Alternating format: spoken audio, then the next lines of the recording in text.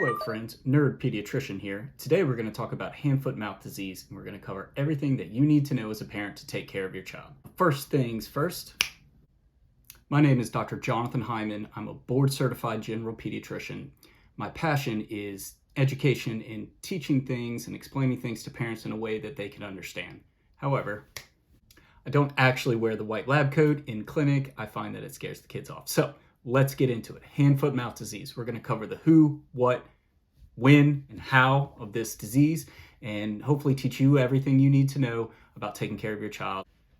What is hand-foot-mouth? Hand-foot-mouth is a clinical syndrome characterized by an oral ananthem, which is a fancy way of saying a rash in the mouth, along with rash elsewhere on the body, typically in the hands or feet. Now, everyone can be affected by this syndrome differently. Some people just have the lesions in the mouth. Some people have it on different spots of their body. In younger children, oftentimes you'll see lesions in the diaper area. The rash on different parts of the body generally starts as flat or slightly raised red spots, which we call macules or papules, and these are going to quickly progress to vesicles or blisters, which may be filled with a clear or turbid fluid. The rash inside the mouth also starts as red spots and then progresses to blisters, which may then rupture and form very shallow ulcers. The big thing here is that the rash inside the mouth can be very painful. The rash on the body is generally not painful and not itchy.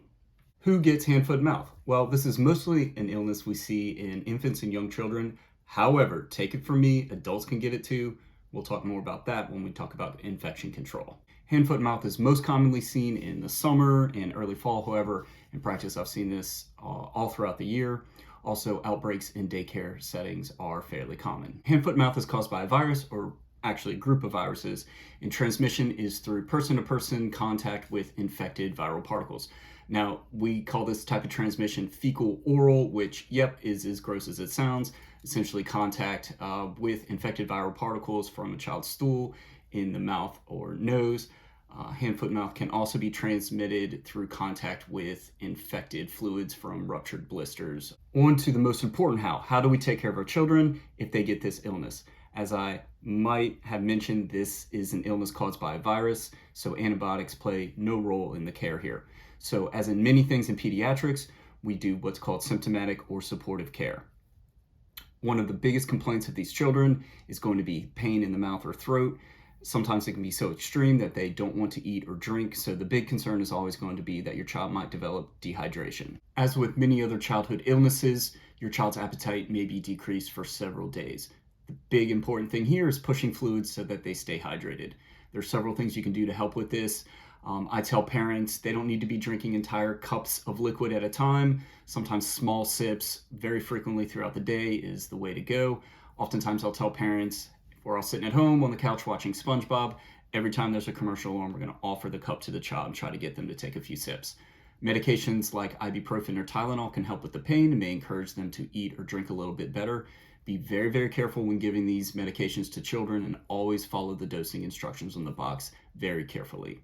Some children may have vomiting or diarrhea along with all these other symptoms, which can complicate the whole hydration status thing. So be sure to talk to your pediatrician if you have any concerns about that. One of the most important clues to your child's hydration status is how much they're urinating and also what their urine looks like.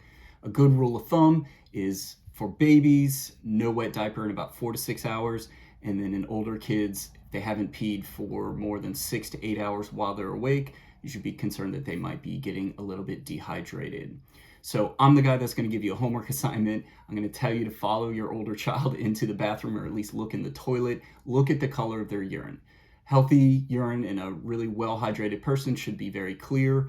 The darker and more yellow it is means the urine's concentrated, which is a clue that the child is starting to get dehydrated.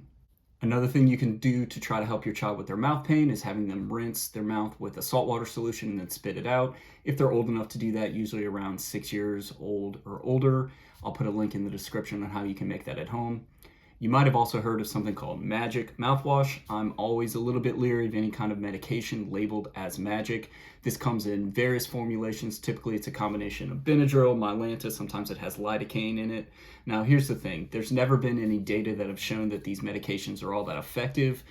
They don't taste very good, and they can also have a lot of side effects, especially the ones with the lidocaine. In practice, I've never had a child that's willing to put this stuff in their mouth. It tastes really gross. I tried it one time. It's best to just avoid that altogether. These are the things I want you to watch out for.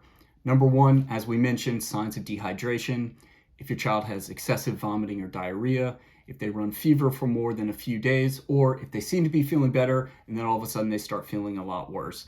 And always a big thing to watch out for is change in their mental status or significant decrease in their activity level. Hand, foot, mouth is generally a self-limited and relatively mild illness. However, there are rare complications that can occur. So always, if you have any concerns, make sure to talk to your child's pediatrician. Your next important homework assignment is infection control, keeping the other members of your household from getting sick, including yourself. Now, you can go extreme like this, but the most important thing are going to be simple hygiene measures. So frequent hand washing, especially after you change diapers or care for your child. You want to try to keep other family members relatively separated from your sick child, and then sanitize things like toys and services. Children should start feeling a lot better within several days of symptom onset.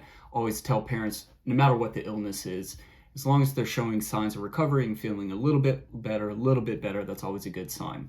The blisters on the body should be drying out within a week. Now, a couple of heads up, some children will have peeling of the skin on their fingers and their toes. This happens 1 to 2 weeks after the onset of illness. It's completely harmless. Cover the raw skin with some moisturizer and move on. And then also, fairly rarely, fingernails and toenails can fall off. Again, really nasty looking, but it's harmless. These will grow back, but it usually takes a few months. When can you send your kids back to school or daycare?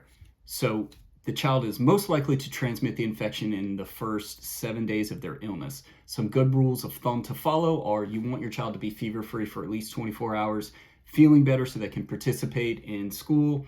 If they have a large amount of blisters that are still open and weeping liquids, you want to hold them home until those blisters are starting to dry up. Important to remember that these kids can shed infected viral particles in their saliva and stool for weeks, sometimes months. This is why infections are so hard to get on top of in daycare settings, and really highlights the importance of just basic hand hygiene. The important take-home messages are this is a relatively common childhood viral illness.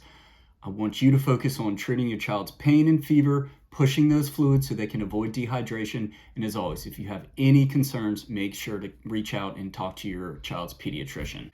Thank you so much for watching. I hope you learned something and feel a little bit more confident about taking care of your sick child. If you have any comments or ideas for future topics, please leave them in the comment section below. Thank you. I hope you have a great day. Nerd Pediatrician out.